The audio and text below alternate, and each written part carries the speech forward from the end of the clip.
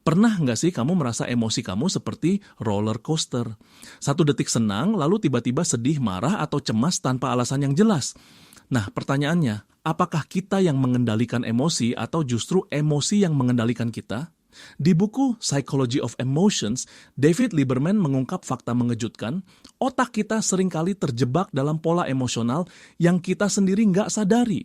Dan yang lebih menarik, kita bisa hack emosi kita sendiri kalau tahu caranya.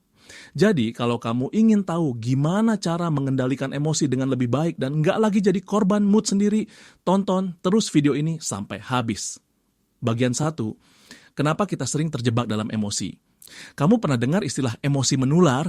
Itu bukan sekadar ungkapan, tapi fakta ilmiah.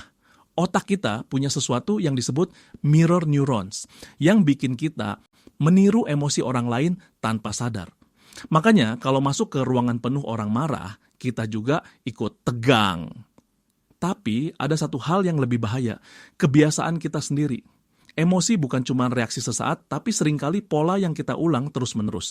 Misalnya, kalau kamu terbiasa bereaksi negatif terhadap sesuatu, otakmu akan otomatis mengulang pola itu, bikin kamu lebih gampang stres atau cemas.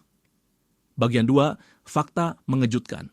Emosi bisa diatur seperti saklar. Ini bagian paling seru. Lieberman menjelaskan kalau emosi kita nggak harus liar dan nggak terkendali.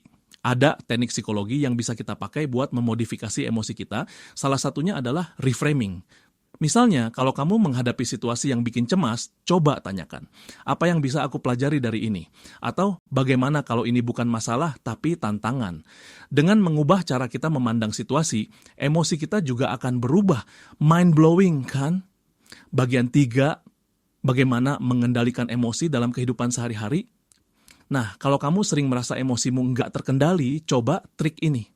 1, kenali pemicunya. Setiap emosi pasti ada pemicunya.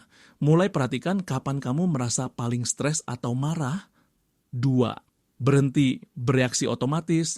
Daripada langsung bereaksi saat emosi naik, tarik napas, beri jeda, lalu respon dengan sadar. 3, gunakan self-talk positif. Kata-kata yang kita ucapkan ke diri sendiri berpengaruh besar ke emosi kita.